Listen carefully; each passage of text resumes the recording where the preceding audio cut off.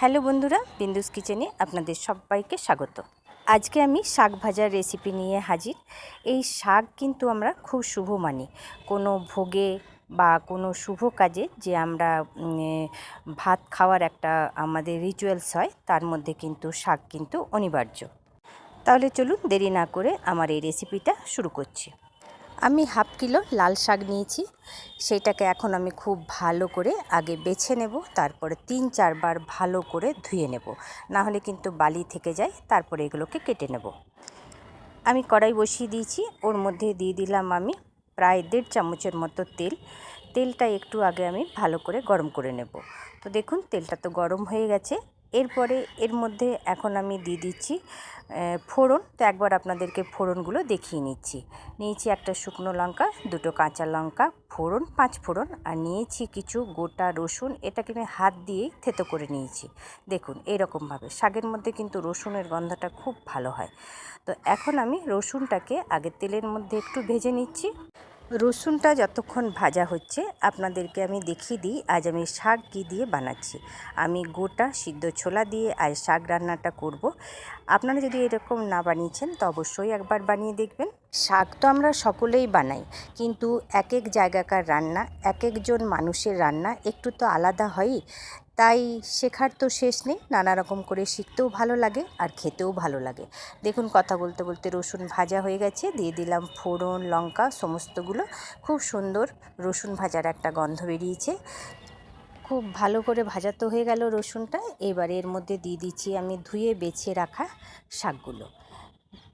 এবারে দিয়ে দিলাম, কুচি করে কেটেও নিয়েছি, কিন্তু খুব কুচি করে কাটিনি, একটু বড় বড় কুচি করেই নিয়েছি। সমস্ত শাকগুলো দিয়ে দিলাম। এখন তো দেখে অনেকটাই মনে হচ্ছে, কিন্তু শাক গলতে আর কতক্ষণ, এক্ষুনি তো নুন দিলেই শাক কমে যাবে। তো দিয়ে দিলাম, একটু নাড়াচাড়া করে নিচ্ছি, একটু পরিমাণটা আগে কমিয়ে নিচ্ছি। এইবারে এখন এর মধ্যে আমি দিয়ে দিচ্ছি স্বাদ মতো নুন দেওয়ার পর এখন আমি দিয়ে দিচ্ছি পরিমাণ মতো হলুদ গুঁড়ো দিয়ে দিলাম। আর সাথেই এখন আমি এর মধ্যে দিয়ে দিচ্ছি সামান্য পরিমাণে চিনি। এই সমস্তগুলো আগে এখন আমি খুব ভালো করে একবার মিলিয়ে নেব। সমস্তগুলো খুব ভালো করে দেখুন মিলিয়ে নিলাম। খুব ভালো করে মিলিয়ে নেওয়ার পর এখন আমি এর মধ্যে দিয়ে দিচ্ছি যে সিদ্ধ করে ছোলাটা রেখেছি, সেই ছোলাটা এখন আমি এর মধ্যে দিয়ে দিচ্ছি।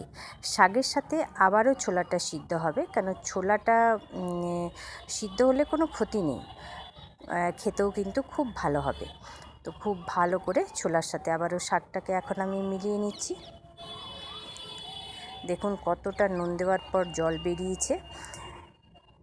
এবারে একটুখানি আরও আমি এর মধ্যে জল দিয়ে দেবো, যাতে খুব ভালোভাবে শাকগুলো সিদ্ধ হয়ে যায়। শাকটা খুব ভালো করে সিদ্ধ হলে কিন্তু শাকের টেস্টটাও কিন্তু খুব ভালো হবে। খুব ভালো করে সমস্তগুলো এক জায়গায় করে নিচ্ছি। ফুটে উঠেছে খুব ভালো করে। এইবারে এখন এইটাকে আমি 10 মিনিটের জন্য ঢেকে রান্না হতে দেব। 10 মিনিট হয়ে গেছে, এবার আমি ঢাকাটা খুলে দেখে নিচ্ছি। দেখুন জল তো এখন অনেকটাই রয়েছে। এই জলটা আর আমি ঢাকা দেব না, এবার খোলা অবস্থাতেই এটাকে আমি ভাজবো। যতক্ষণ সময় লাগবে জলটা শুকাতে ততক্ষণ এটাকে ভাজবো। এবারে আমি শাকটা ঢাকা না দিয়েই ভাজবো। ঢাকা না দিয়ে ভাজলে কিন্তু তাড়াতাড়ি জলটা শুকিয়ে যাবে, আর জলটা শুকিয়ে গেলে শাকটা তাড়াতাড়ি ভাজা হয়ে যাবে। এইরকমভাবেই জলটা শুকিয়ে যাবে। দেখুন প্রায় অনেকটাই জল শুকিয়ে এসছে। আর শাক ভাজাতে কিন্তু জল রাখা যাবে না।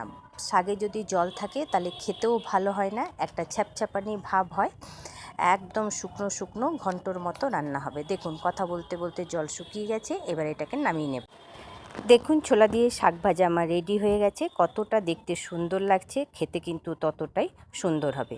তাহলে আমার এই রেসিপিটা ভালো লাগলে বিন্দুস কিচেনকে লাইক সাবস্ক্রাইব অবশ্যই করবেন, অনেক অনেক করে শেয়ার অবশ্যই করবেন।